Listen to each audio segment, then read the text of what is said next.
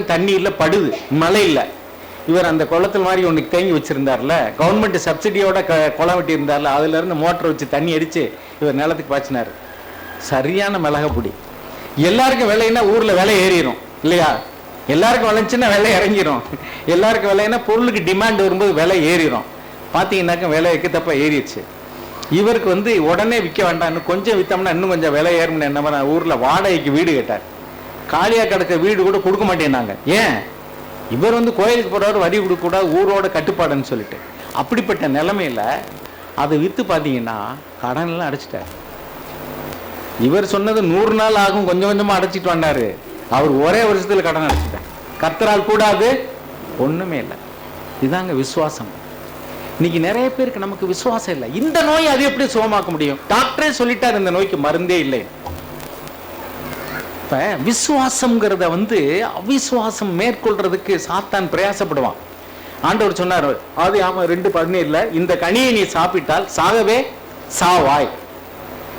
சாத்தான் சொல்றான். தேவன் என்ன சொன்னாரு?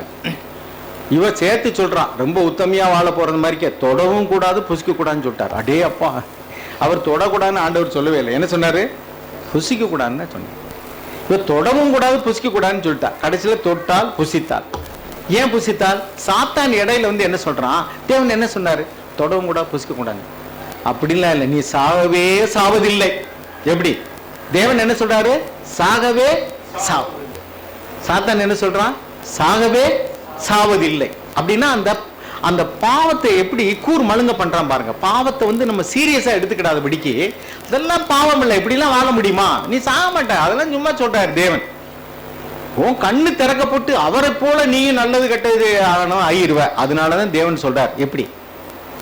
இப்படிதான் அநேகம் பேருடைய வாழ்க்கையில சாத்தான் நீ பாவத்தை குறித்து ஒரு சீரியஸா இருக்கும்போது பொய் சொல்லக்கூடாது, இதெல்லாம் பொய்யா ஐயா அப்படிமா. இன்னொன்னு என்ன சொல்லுவான்? பொய் சொல்றதெல்லாம் ஒரு பெரிய பாவமா அப்படிமா. வெளிப்படுத்தின விசேஷம் 21:8 எழுதியிருக்கு, பொய்யர் அனைவரும் 2ஆம் மரணமாகி அக்கினியும் கந்தமும் எரியிற கடலிலே பங்கடைவார்கள். நான் காலையில சொன்னது மாதிரிக்க லீவ் எடுக்கிற அந்த காலத்துல எங்க ஊர்ல பிள்ளைகள் லீவ் லெட்டர் எழுதி கொடுக்க சொல்லி கொடுப்பாங்க. I am suffering from fever, my grandmother expired, இப்படிதான் 2-3 சொல்லி கொடுப்பாங்க. ஸோ அதனால முதல் மாசம் லீவ் போடும்போது மை கிராண்ட் மதர் எக்ஸ்பயர்ட், 2வது முறை கிராண்ட் மதர் எக்ஸ்பயர்ட், 3வது முறை அவன் வாத்தியாருக்கும் தெரியும் என்னத்தை எழுதிட்டு போடுறான்னு. அவன் பாட்டில் வாங்கி வச்சுக்கிடுவாங்க. உனக்கு எத்தனை கிராண்ட் மதர் தான் இருக்கிறாங்க? அது என்ன மாசம் செத்துக்கிட்டே இருக்கேன், நீ எதுவும் உயிரோட இருக்கான்னு கேட்டா சரி, அது அடுத்த மாசம் சாகிறதுக்கு ஒன்று இருக்கும். ஏன்னா அது பொய்ன்னு யாரும் நினைக்கிறதே இல்லை. இப்படிதான் பொய்யை குறித்த சீரியஸ்னஸ் இன்னைக்கு விசுவாசிகள் மத்தியில் இல்லைங்க. டிஏ பில் போடுறதுல பொய் சொல்றாங்க, மெடிக்கல் பில் போடுறதுல பொய் சொல்றாங்க. சமீபத்தில் ஒருத்தர் இறந்து போயிட்டாங்க. அந்த சகோதரியினுடைய கணவர் சபைக்கு வர்றவர் விசுவாசி இறந்து போயிட்டாங்க. அந்த சகோதரி விசுவாசி, அவங்க மகன் ரட்சிக்கப்படாதவங்க, அவங்க டீச்சரா ஒர்க் பண்றாங்க.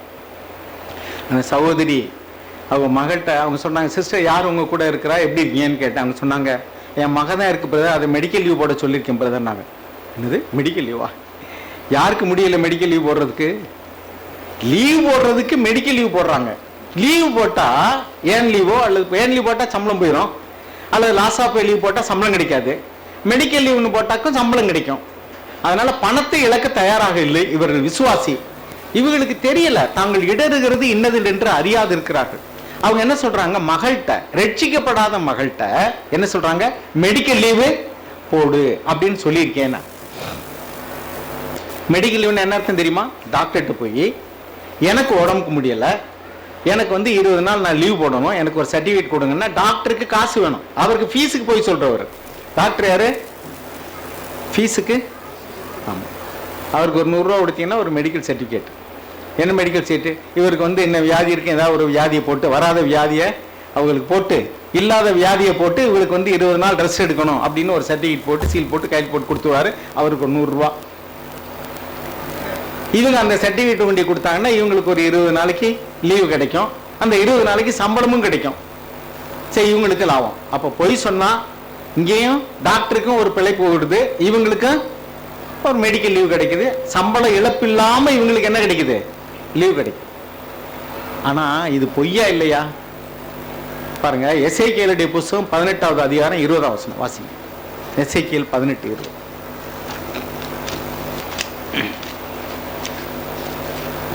பாவம் செய்கிற ஆத்மாவே சாகும், குமாரன் தகப்பனுடைய அக்கிரமத்தை சுமப்பதும் இல்லை. பாவம் செய்கிற ஆத்மா சாகும். ஒரு காரியத்தை நல்லா விளங்கணும். இந்த சாகுங்கிறது மரணம், டை. மரணத்துல ரெண்டு இருக்கு, பிறப்புல ரெண்டு இருக்கு, சாவுன்னு சொல்றதுல ரெண்டு இருக்கு. என்ன சாவு, என்ன பிரதர்? ரெண்டு. நம்ம அங்க பாக்குறோமே ரெண்டாம் மரணம். அப்ப முதலாம் மரணம் என்னங்க? மரணத்துல பாருங்க, மரணம் என்பது தேவன் மனிதனை படைக்கும் போது அவன் மரிக்கிறவனாக படைக்கவில்லை. அதனாலதான் பாவம் செய்யும் பொழுது, அதாவது நான் சொன்ன இந்த வார்த்தையை மீறும் பொழுது நீ சாகவே. அப்ப மீறலைன்னா என்ன? மீறலைன்னா என்ன? சாக மாட்டேன்னு அர்த்தம்.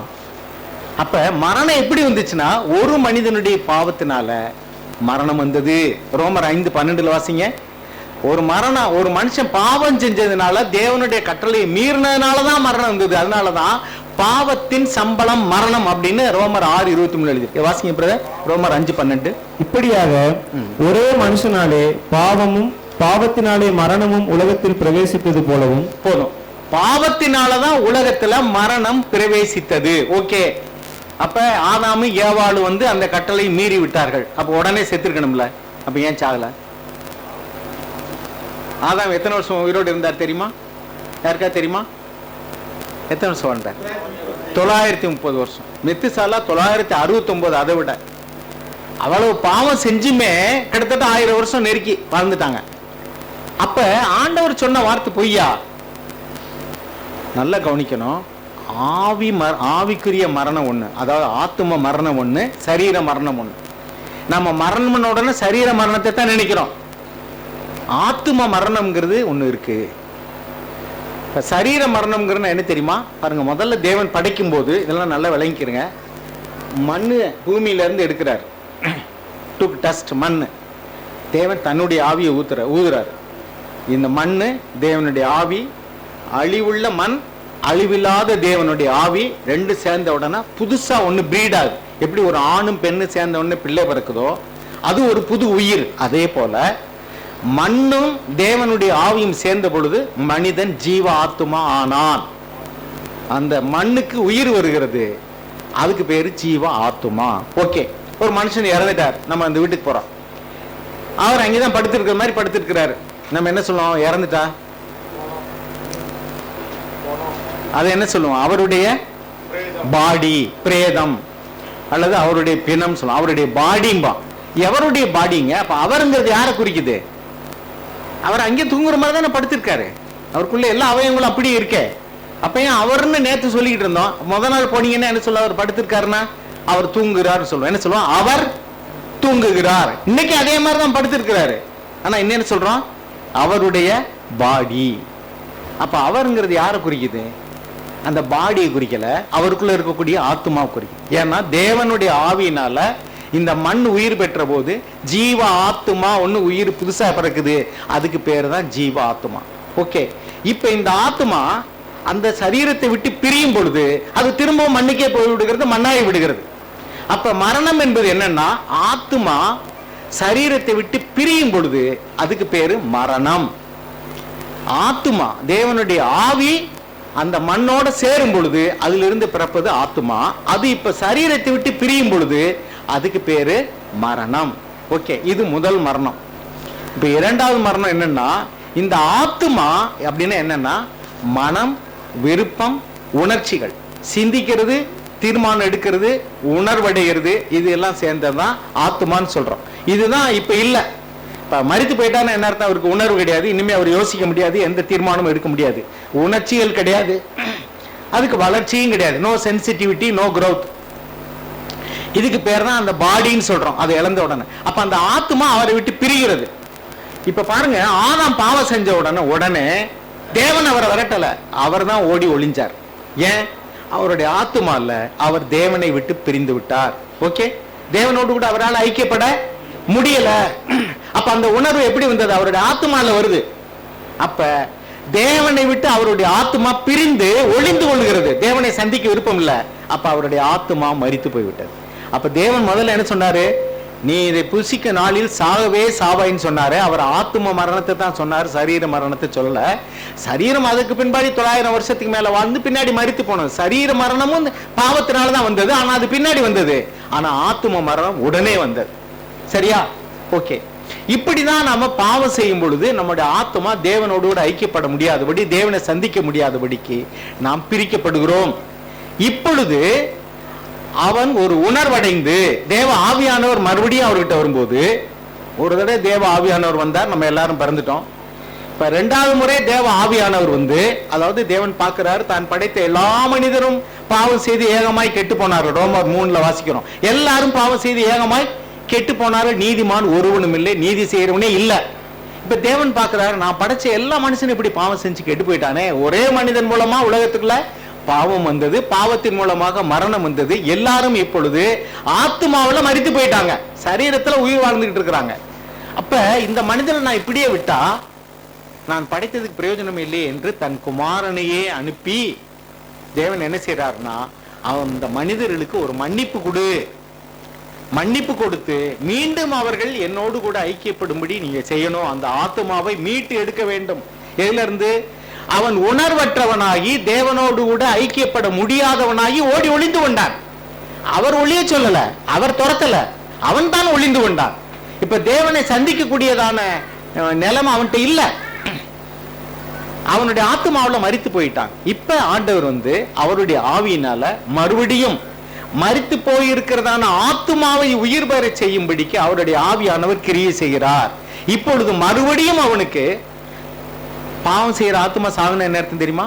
திருடுவான், உணர்வே இல்லாம இருப்பான், பொய் சொல்லுவான், அது குறித்து அவனுக்கு குற்ற உணர்வே இருக்காது. கொலை செஞ்சுட்டு கூட அவன் எனக்கு என்னன்னு போவான். ஏன்? அவனுடைய ஆத்மாவுல இது பாவம்ங்கிற உணர்வு இல்ல, துக்க உணர்வு இல்ல. தைரியமா குடிப்பான், தைரியமா பொய் சொல்லுவான், ஏமாத்துவான், திருடுவான்.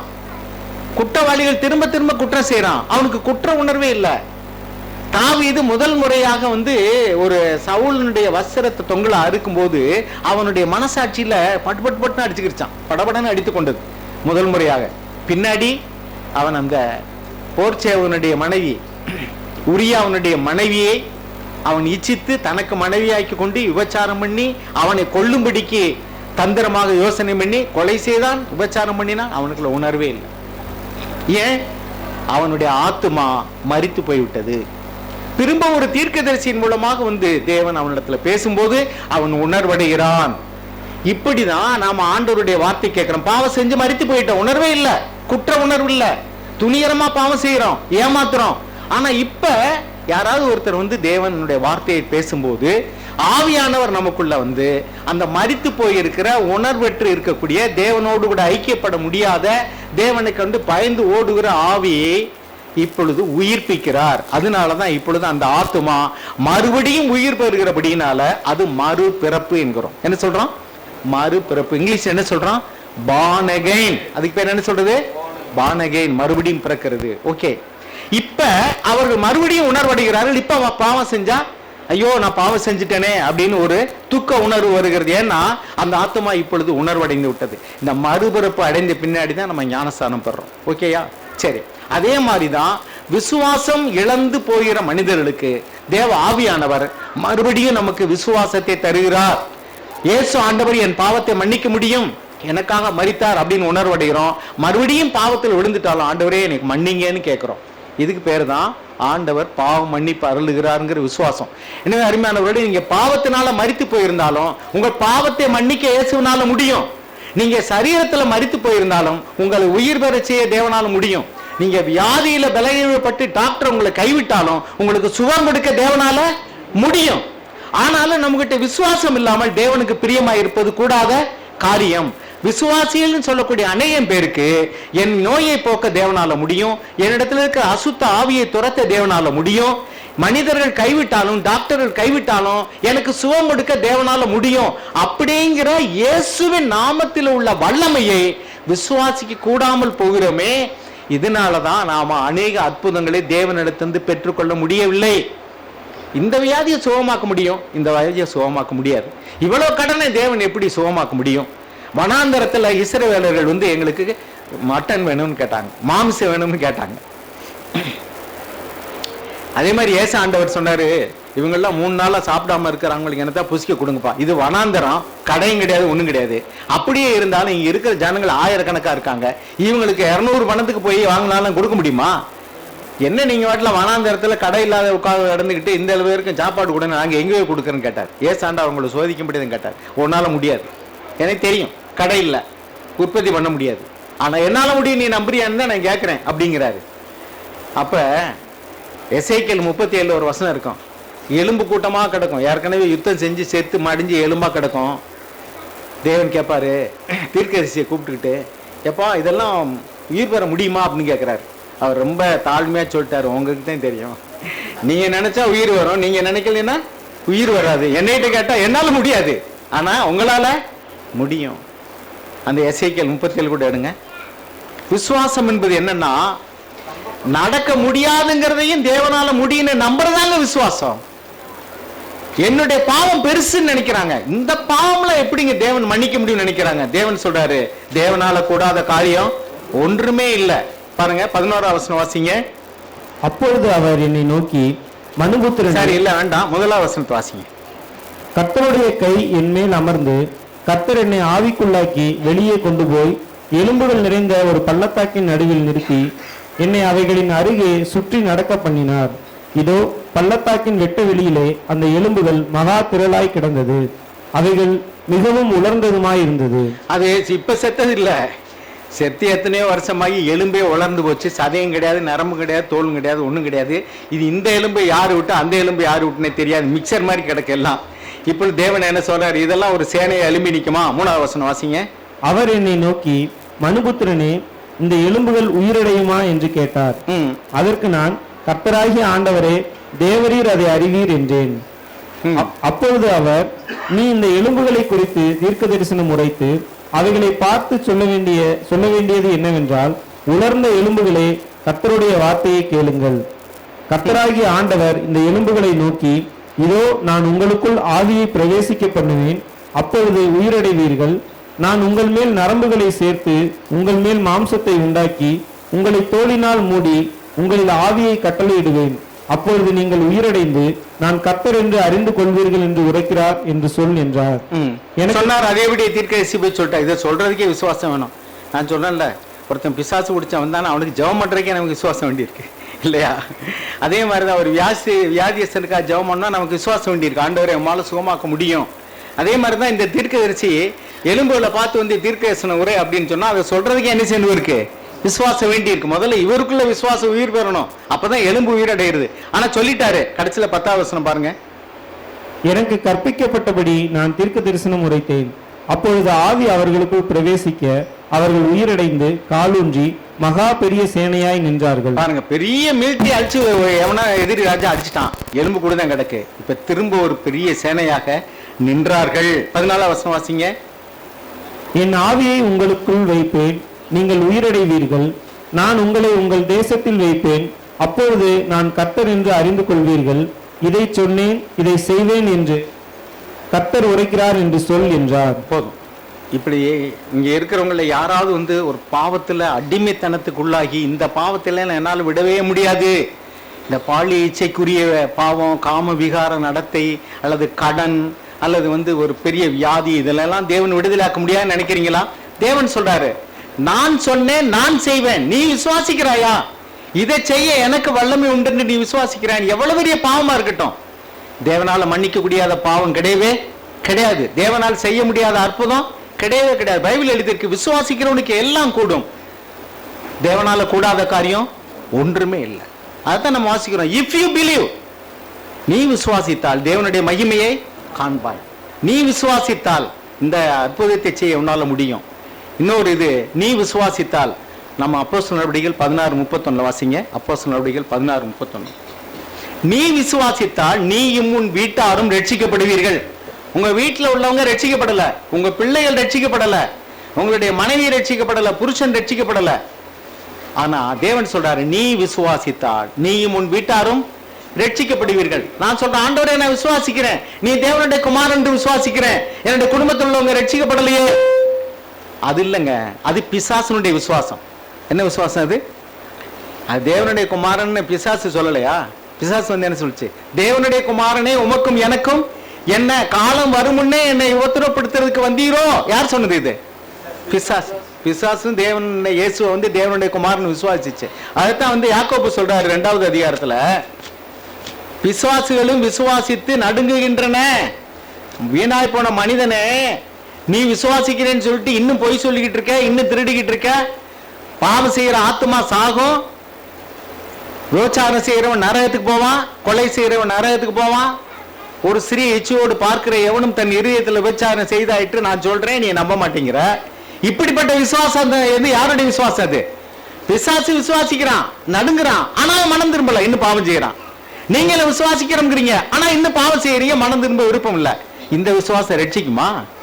இந்த விசுவாசம் அது பிசாசு கிட்ட இருந்த விசுவாசம். வாசிங்க யாக்கோபு 2:19. வாசிங்க. தேவன் ஒருவன் உண்டென்று விசுவாசிக்கிறாய், அப்படி செய்கிறது நல்லதுதான். பிசாசுகளும் விசுவாசித்து நடுங்குகின்றன. வீணான மனுஷனே, கிரியைகள் இல்லாத விசுவாசம் செத்ததென்று நீ அறிய வேண்டுமோ? நம்முடைய பிதாவாகிய ஆபிரகாம். போதும், அதை தொடர்ச்சியா படிச்சு பாருங்க, பின்னாடி வரைக்கும் எழுதியிருக்கு. 26 வசனத்தை வாசிங்க. அப்படியே ஆவி இல்லாத சரீரம் செத்ததா இருக்கிறது போல கிரியைகள் இல்லாத விசுவாசமும் செத்ததா இருக்கிறது. பாருங்க, ஆவி இல்லைன்னா அந்த சரீரம் செத்தது. அதே மாதிரி நீ விசுவாசிக்கிறேன்னு சொல்லிட்டு கிரியை இல்லைன்னா செத்தது. உதாரணத்துக்கு இப்படி வச்சுங்க, இப்ப திடீர்னு ஒருத்தர் வராரு, ஒரு மைக் வச்சு அனௌன்ஸ் பண்றாங்க, இப்ப குண்டு போட போறாங்க, அவன் இசுல இருந்து போட்ட குண்டு இங்க இருந்து விழுக போகுது, எல்லாம் ஓடுங்க ஓடுங்கன்னா நீங்க நம்பினீங்கன்னா என்ன பண்ணுவீங்க?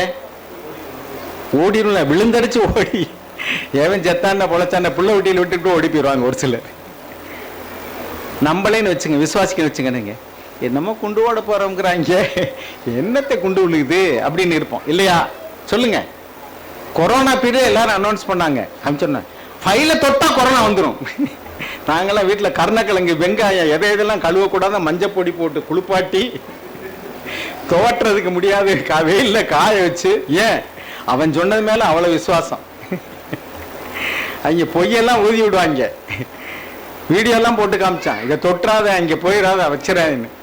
என் பையன்லாம் அங்க திட்டுவான், எப்பா என்னப்பா வீட்டுக்குள்ள இருந்தானப்பா, வெளியே அட காம்பவுண்டுடா, நான் உள்ள உட்காந்துருக்கேன். தடுப்பூசி போட சொல்லி என்னை வம்பு ஒண்ணு. நான் சொன்னேன், யாராவது வந்து என்னை வீட்டுல வந்து ஊசி போடும் சொன்னாத்தான் நான் போடுவேன் அப்படின்னா. ஆமாமா, உங்களுக்கு மட்டும் தேடிட்டு வருவாங்க வீட்டுல. நான் போவே இல்லைங்க, தடுப்பூசியே போடல. நானும் என் மனைவியன்.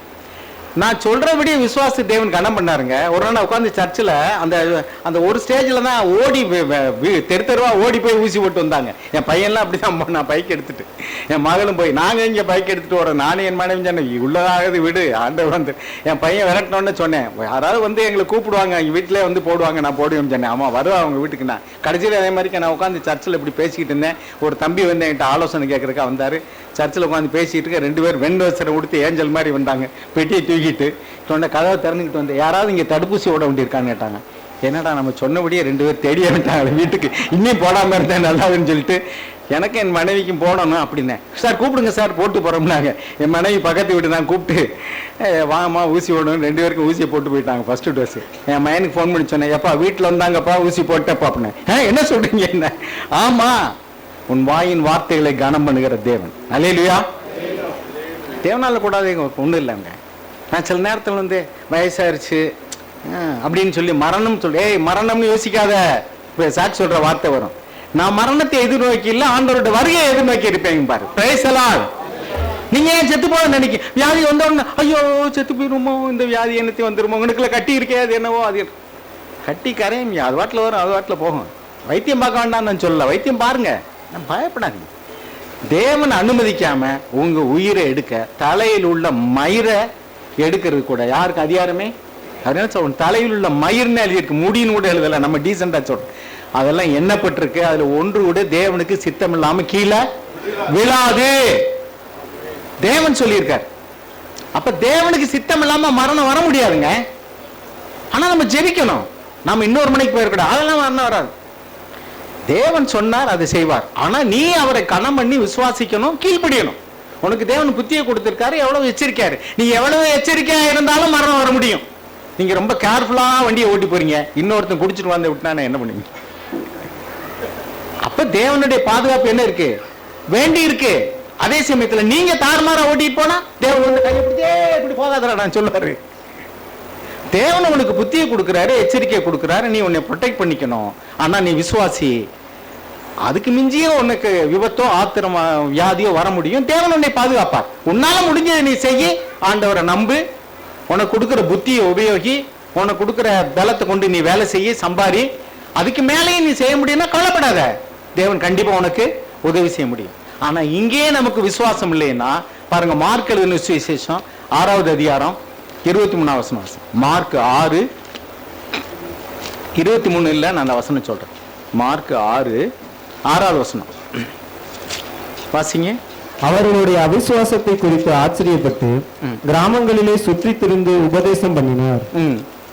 அவர் 12 அழைத்து அசுத்த ஆவிகளை துரத்த அவர்களுக்கு அதிகாரம் கொடுத்து வழிக்கு பையையாகிலும் அப்பத்தையாகிலும் கச்சை. 6வது வசனம் வாசிட்டீங்களா? அதுக்கு முன்னாடி நான் 5வது வசனத்தையும் வாசிங்க.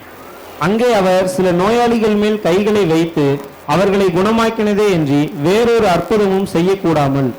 அவர் பாத்தீங்களா, அவர் சொந்த ஊருக்கு போறாரு. அங்க உள்ளவங்க எல்லாம் வந்து அவர் வந்து இவரு தச்சன் மகன் தானே, என்னுடைய அம்மா அங்க இருக்காங்க, அப்பா அங்க இருக்காங்க, சகோதரனா இருக்கிறாங்க அப்படின்னு சொல்லிட்டு அற்பமா நினைச்சாங்க. அவர் விசுவாசிக்கல, அவரால் அற்புதம் செய்ய முடியும் நம்பல.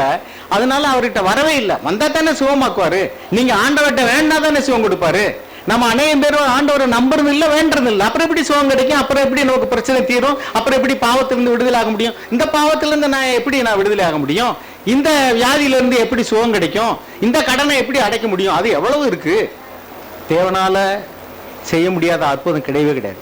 உங்களுடைய அவிசுவாசத்தினால நீங்க அந்த அற்புதத்தை பெற முடியாமல் இருக்கிறீர்கள். அதான் சொன்னார், அந்த அவருடைய அவிசுவாசத்தினால தேவன் அங்கே அற்புதம் செய்ய முடியல. அவருடைய அவிசுவாசத்தை குறித்து ஆச்சரியப்பட்டாலும் எழுதியிருக்கு. அதே இடத்துல இன்னொருத்தர் அந்த 100க்கு அதிபதியின் இடத்துல, அல்லது அந்த சிரோனிய ஊராகிய அந்த பெண்ணிடத்துல அவருடைய விசுவாசத்தை குறித்து ஆச்சரியப்பட்டார் எழுதியிருக்கு. என்ன எழுதியிருக்கு? அவருடைய விசுவாசத்தை குறித்து ஆச்சரியப்பட்டார். இங்க என்ன எழுதியிருக்கு? அவருடைய அவிசுவாசத்தை குறித்து ஆச்சரியப்பட்டார். நம்மளை பார்த்து ஆண்டவர் என்ன சொல்றாரு? நம்ம கிட்ட இருக்கிற விசுவாசத்தை குறித்து ஆச்சரியப்படுவாரா, அவிசுவாசத்தை குறித்து ஆச்சரியப்படுவாரா? தேவனால கூடாத காரியம் ஒன்றுமே. விசுவாசிக்கிறவர்கள் தான் பாக்கியவான்கள். மரியாளிட்ட வந்து எலிசபெத்து சொன்னாங்க, விசுவாசித்தவளே பாக்கியவதி, தேவன் சொன்னதை நிறைவேற்ற வல்லவர் என்று விசுவாசித்தாயே, நீ பாக்கியவதி என்று சொன்னாள். யாரு? சகரியாவினுடைய மனைவி ஆகிய எலிசபெத்து மரியாள் இடத்துல சொன்னாங்க. ஒரு கன்னி எப்படி கர்ப்பவதியாகி பிள்ளையை பெற முடியும்? மனுஷனால் கூடாது, தேவனால எல்லாம் கூடும். மரியாள் சொன்னாங்க, இது எப்படி ஆகும்னு எனக்கு தெரியாது, ஆனால் நீ சொல்லுகிறபடி எனக்கு ஆகணும். இதோ நான் அடிமை, என்ன சரண்டர் பண்றேன். இதாங்க வொர்ஷிப். இதை நான் சரண்டர் பண்றேன், நீங்க சொல்றபடி எனக்கு ஆகட்டும். தேவ ஆவியானவர் உண்மையை நிழலிடுவார். தேவன் சொன்னபடியே நடக்கும். தேவன் சொன்னபடியே நடந்ததா இல்லையா? ஆமருமையானவர்களே, தேவன் சொன்னதை செய்ய வல்லவர். விசுவாசிங்க. உங்க வாழ்க்கையில ஏதாவது பிரச்சனை உங்களை அழுத்திக்கிட்டே இருக்கு, அது மனிதர்களா இருக்கட்டும், அல்லது பிரச்சனையா இருக்கட்டும், அல்லது கடனா இருக்கட்டும், அல்லது வியாதியா இருக்கட்டும், எதுவா இருக்கட்டும், அல்லது ஒருவேளை பெரிய பாவம், நீங்க இதை விட முடியல நினைக்கிறீங்களா? தேவனால கூடும். பிலீவ்.